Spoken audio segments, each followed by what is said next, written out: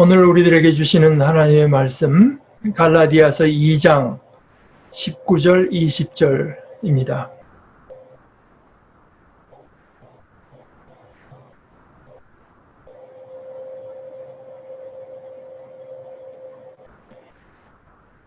나는 율법과의 관계에서는 율법으로 말미암아 죽어버렸습니다.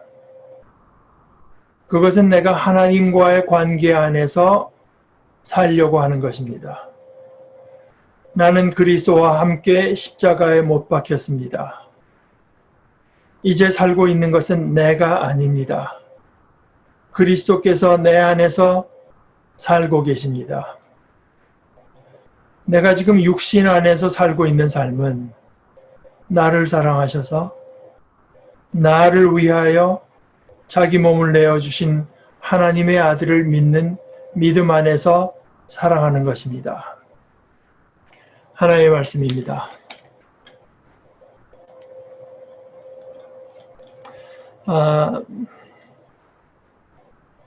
오늘 우리들이 함께 나누는 말씀은 이제 지난주의 말씀과 짝을 이루는 말씀이라고 할 수 있겠습니다. 지난주는 주로 교회로서 예수를 누구라고 이제 하느냐 하는 것을 우리가 함께 나눴고, 오늘은 주로 이 개인으로서 이제 나눌 것이지만, 그러나 사실 이 개인과 이 공동체가 그렇게 나눠지는 것은 아닙니다. 특별히 성경에 있어서 베드로가 이제 자기의 고백으로 말을 했고, 예수님도 베드로에게 개인에게 대답하셨으나 그것은 어디까지나 이제 제자들에게 묻는 하나의 그 세팅에서 나온 이야기고, 또 예를 들어서 오늘 우리가 고백한 그 사도신경 같은 것도 내가 믿습니다 이렇게 하지만, 그것은 하나의 그 하나님의 백성, 신앙 공동체에 속한 나로서, 개인으로서 이제 말을 하는 것입니다. 뭐 언뜻 보기에는 주기도문은 이제 우리하고 사도신경은 이제 나 해서 그게 갈라지는 것 같지만, 그렇게 이제 갈라지는 것은 아닌데, 우리가 하나의 백성이지만 나 하나하나가 하나님께 대한 분명한 믿음을 가지는 것이 굉장히 중요하고, 그런데 이제 나라고 하는 것은 또 공동체의 일원이라고 하는 걸 인식하는 것이 굉장히 중요하죠. 제가 가끔 말씀드리는 것처럼 C.S. 루이스라고 하는 사람이 그 당시 영국 교회를 보면서 느낀 것이, 자기가 이해하기로 기독교 신앙이라고 하는 것은, 어떤 신앙의 내용이라고 하는 것은 공동체적인 성격을 띠는 것인데, 근데 그 신앙을 함양하는 것은 골방에 들어가서 개인으로서 하나님을 만나서 이제 함양되는 것이다. 근데 이제 당시 영국 교회를 보니까 굉장히 신앙의 내용은 개인주의적이면서 나 하나 잘 돼, 내가 하나 천당 간다, 뭐 이런 생각밖에 없는데, 근데 또 그 신앙을 함양하는 길이라고 하는 게 뭐 어디 뭐 모임에 가고 무슨 클래스에 가고 뭘 어떻게 그냥 하고 어떤 뭐 부흥회를 크게 일으키고 뭐 거기 가서 그저 묻어서 하겠다고 했는데, 이것은 자기가 이해하기로는 신앙의 정로와는 좀 어긋난다, 그런 얘기를 한 적이 있죠. 오늘 말씀 가운데 내가 지금 육신 안에서 살고 있는 삶, 이렇게 숨 쉬면서 살고 있는 삶은 나를 사랑하셔서 나를 위하여 자기 몸을 내어주신 하나님의 아들을 믿는 믿음 안에서 살아가는 것입니다. 이렇게 짧게 말을 했으나 이 속에는 많은 믿음의 내용이 들어가 있죠. 이거는 우선 뭐 파스칼이라는 사람이 말한 것처럼 학자나 철학자들의 그런 어떤 사변 가운데 있는 하나님이 아닌 아브라함의 하나님, 이삭의 하나님, 야곱의 하나님, 그야말로 살아계셔서 우리의 삶에 역사하시는 그 하나님이 계신다고 하는 것을 믿는 것이고, 또 그 하나님과 같은 성품을 가지시고 같은 뜻을 가지신 분, 하나님과 똑같은 분, 그분께서 나를 사랑하셨다고 하는 것을 믿는 것이고, 그분이 몸으로, 즉 인간으로 계셨다는 것을 믿는 것이고, 그 나에게는 심각한 문제가 있다고 하는 것을 믿는 것이고, 그리고 나의 그 문제의 본질이 죄, 다시 말해서 하나님과의 잘못되고 뒤틀린 관계라고 하는 것을 믿는 것이고, 인간으로 오신 그분께서 자신의 몸을 내어주셔서 내 죄를 해결해 주셨다고 하는 것을 믿는 것입니다. 이 나는 물론 과대망상에 걸린 사람은 다르게 생각할지 몰라도 사실은 아주 작은 존재죠. 비록 작디 작은 존재인데도요, 그 뭐 있는 둥 마는 둥 하는 그 존재감을 주장하기도 힘든 정도로 작은 존재인 그 근데 그 작은 존재인 나의 문제라고 하는 게 크디 크신 분, 만유의 주가 되신 하나님의 아들,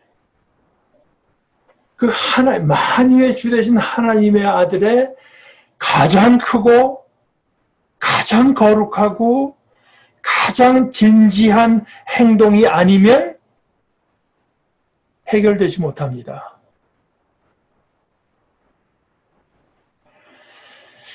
그거는 내가 작은데, 근데 그 작은 내가 짓는 이 죄라고 하는 거는 또 엄청나서, 그래서 하나님의 아들 아니면 이걸 감당할 수 없기 때문이기도 하고,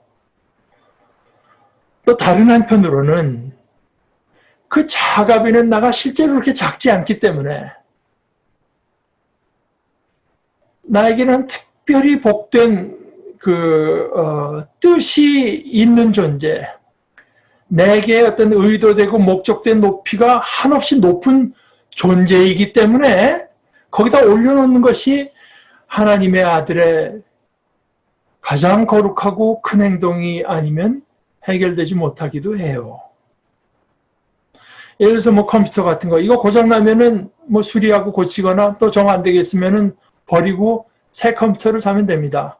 컴퓨터의 기능을 우리가 얻으면 되죠. 우리가 병이 들면 치료하죠.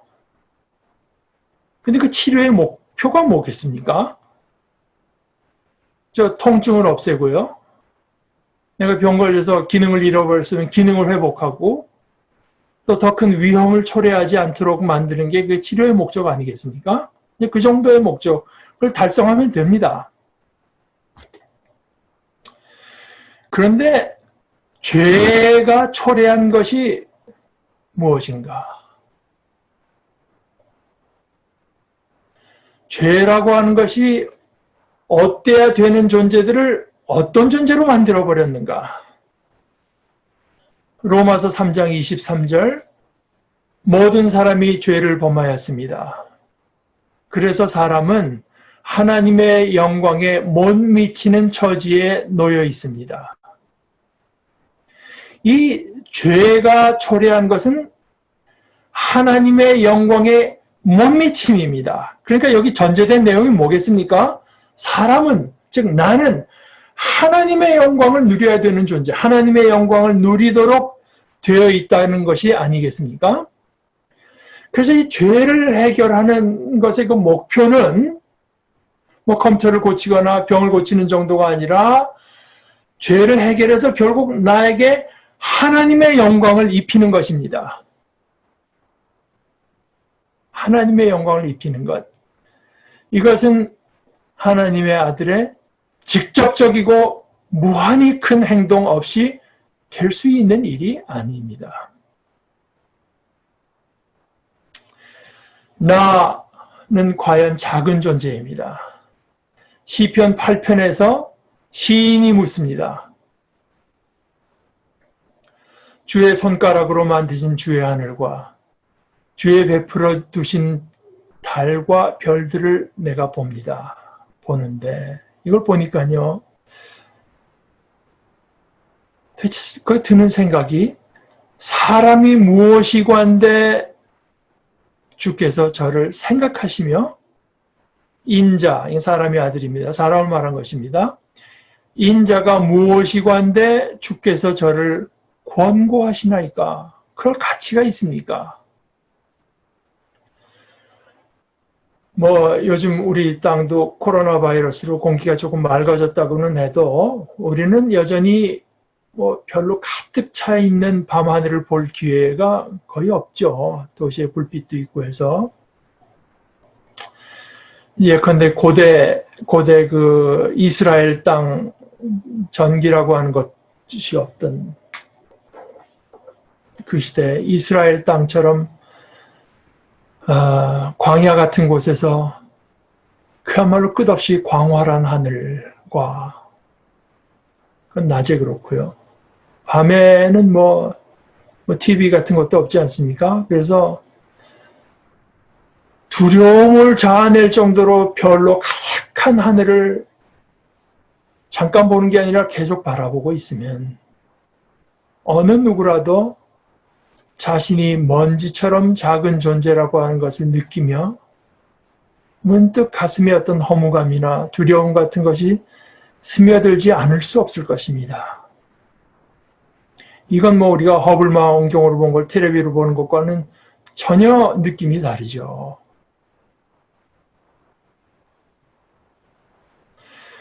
그 가운데 이것을 볼 때 나는 뭐냐 이런 생각이 들지 않을 수가 없는데 그렇게 작은 이 내가 이 하다못해 이 만유의 주가 되신 하나님의 생각의 대상, 심지어 권고의 대상이 된다고 하는 것은 참으로 이해하기 어렵습니다.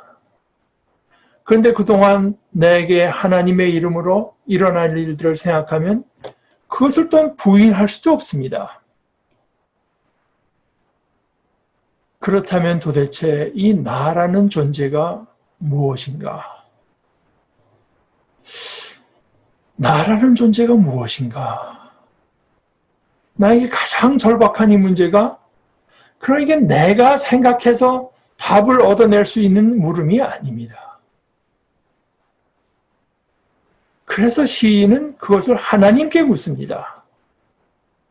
사람이 무엇이기에 도대체 무엇이기에 주님께서 이렇게까지 생각하여 주시며 사람의 아들이 무엇이기에 주님께서 이렇게까지 돌보아 주십니까? 구약성경의 다른 곳 전도서 3장에서 이 이스라엘인들의 모임을 주도하고 인도하는 사람, 이스라엘인들의 선생, 다른 말로 전도자인데요. 전도자는 또 이런 생각을 품습니다. 하나님은 사람이 짐승과 마찬가지라고 하는 것을 깨닫게 하시려고 사람을 시험하신다. 사람에게 닥치는 운명이나 짐승에게 닥치는 운명이 같다. 같은 운명이 둘 다를 기다리고 있다. 하나가 죽듯이 다른 하나도 죽는다. 보니까 그렇다는 거죠. 인간에게 유일하고 독특한 것이 뭔가 자기는 볼 수가 없다. 이렇게 생각을 하다가 이 생각이 그 다음 물음으로 이어집니다. 그렇다면 둘 다 숨을 쉬지 않고는 못 사니 사람이라고 해서 짐승보다 나을 것이 무엇이냐. 자꾸 낫다 하는데 과연 뭐가 낫냐. 다 상대적인 차이밖에 없는 것 아니냐. 그러면서 모든 것이 헛되다. 둘 다 같은 곳으로 간다. 모두 흙에서 나와서 흙으로 돌아간다. 이 사람들이 말하기를 사람의 영은 저 위로 올라가고 짐승의 영은 아래 땅으로 내려간다고 하지만 누가 그것을 알겠는가? 그렇죠? 사람의 땅은 영은 위로 올라가고 짐승의 영은 그냥 뭐 스며들거나 솟아 아래 땅으로 내려간다고 하는데 과연 그런지 누가 알겠느냐? 시인은 이런 생각을 하면서 하나님께 물었으나 이 시인과 달리 전도자는 여기서 질문을 멈춥니다. 이 질문을 멈췄다는 것은 어차피 이거 더 묻고 생각하고 따지고 추구해 가봐야 소용없다는 나름대로의 결론을 내렸다는 뜻입니다. 그래서 그는 이렇게 생각을 이어갑니다. 그리하여 나는 사람에게는 자기가 하는 일에서 보람을 느끼는 것보다 더 좋은 것은 없다는 것을 알았다.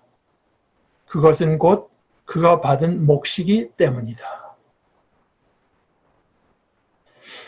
참 이런 말씀이 성경에 있다고 하는 것이 근데 이 말입니다. 죽기 전에 이 땅에서 일하며 그 일에서 보람을 느끼는 것보다 더 좋은 것은 없다. 그게 그가 한 인간으로 한 인생을 받아갖고 태어날 때 받은 몫이다. 그 외의 것, 그것보다 더 큰 것, 그것보다 더 높고 영속하는 것이 있다는 어떤 보장도 없고 증거도 없다.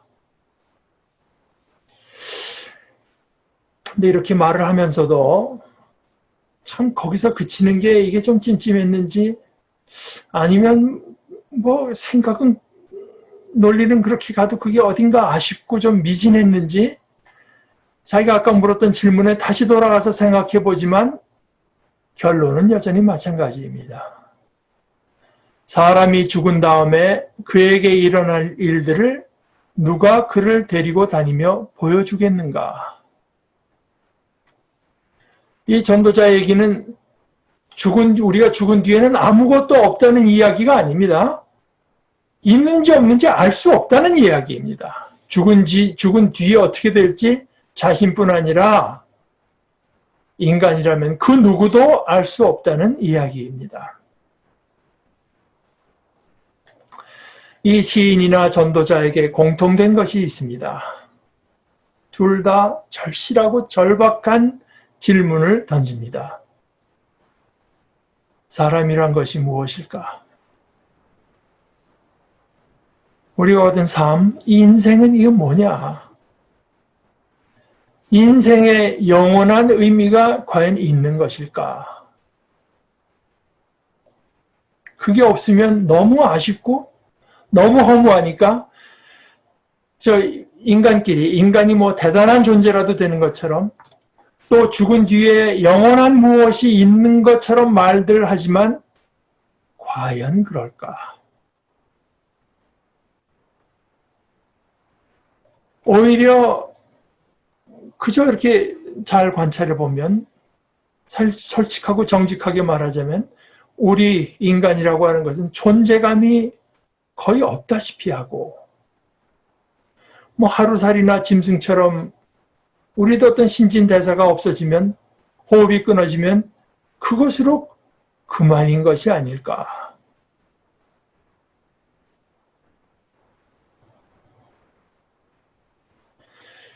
이것이 모두 우리에게 너무나 절실한 질문 아닙니까? 이렇게 절실한 질문을 던진다고 하는 면에서 공통되고 또 하나 다른 공통점은 이 둘 다 결국 스스로 답을 얻기를 포기한다는 것입니다.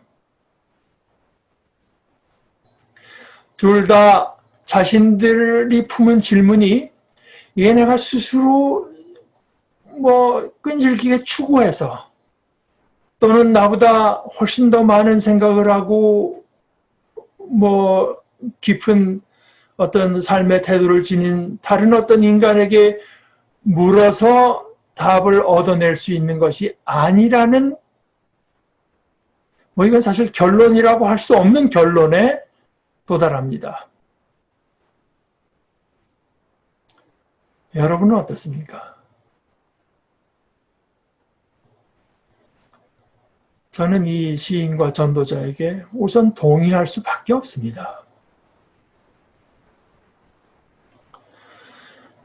제가 지난 주일에 우리 인간의 질문에는 끝이 없는 것 같다고 하긴 했는데요. 그건 일반론에서 그렇다는 얘기고, 사실 이 그리스도인, 신앙인이라고 하는 것은 어떤 의미에서 우리들의 물음에 끝이 있다고 믿는 사람들입니다. 질문 중에서 특히 오늘 시인이나 전도자가 던진 것 같은 이 물음을 제가 말씀드리는 것입니다. 방금 말씀드렸다시피 인생이란 뭐냐? 인간이란 뭐냐? 내가 사는 이 몇십 년 동안의 인생에 영원한 의미가 있느냐? 이런 질문을 아무리 끈질기고 정직하게 묻고 추구해 나간다고 해도 답을 얻을 수는 없습니다. 있다는 답을 얻을 수도 없고 없다는 답을 얻을 수도 없습니다. 그런데 그렇다고 해서 답이 없는가? 그렇지는 않습니다. 그러면 우리의 끈질긴 물음에 답이 없다면, 그러니까 그 답을 우리의 끈질긴 물음으로 찾을 수 없다면, 그럼 답은 그러면 어디에 있는가? 그 답은 어디에 있는가 하는 물음을 이렇게도 바꿀 수 있을 것 같습니다. 어떤 궁극적인 질문, 오늘 제가 설교 제목으로 잡은 대로 밑바닥, 바닥 질문, 바닥 질문이라고 하는 것이 있는가? 저는 있다고 믿습니다. 그 질문이 뭐냐? 그 질문이 이것입니다. 예수가 누구인가?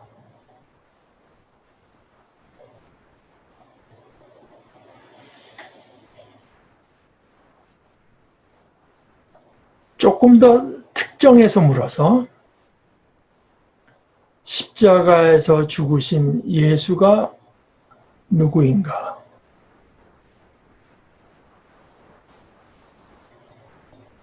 여기에 시인의 질문이나 전도자의 물음이 달려 있습니다. 이것이 우리의 믿음입니다. 물론 우리의 믿음이 여기서 그치는 것은 아니죠. 살아계신 하나님이 계시다는 것을 우리는 믿습니다. 예수께서 이 살아계신 하나님의 아들이심을 우리는 믿습니다. 이 하나님의 아들께서 하나님처럼 우리 하나하나를 사랑하시는 것을 우리는 믿습니다. 하나님과 그 아들께서 우리에게 하나님의 영광을 주려고 하신다고 하는 것을 우리는 믿습니다. 하나님과 아들께서는 즉 우리 하나하나가 그 하나님의 영광에 미치지 못하는 것을 받아들이지 못하시는 분들이라고 하는 것을 우리는 믿습니다. 아들께서 십자가에 달려 돌아간 것이 그 때문이라고 우리는 믿습니다. 이것이 우리의 믿음입니다.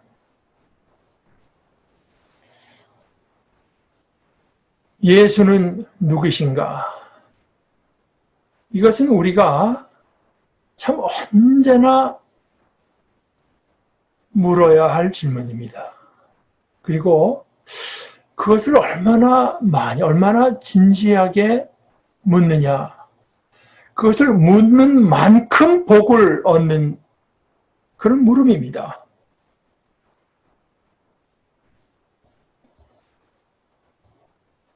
심지어 제 생각에는 제가 이 세상을 떠날 때도 할 수 있으면 저는 이 질문에 집중하고자 합니다. 십자가에서 죽으신 예수가 누구신가?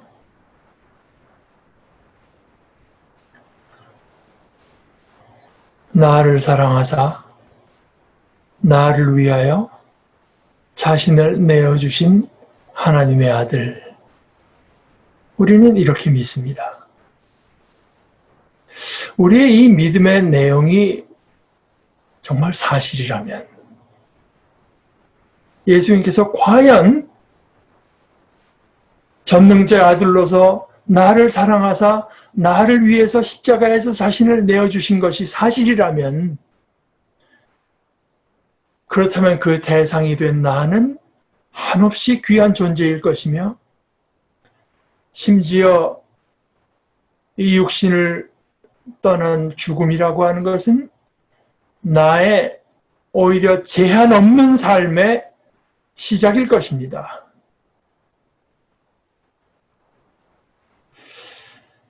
이것이 사실인데 만약에 내가 믿지 않는다면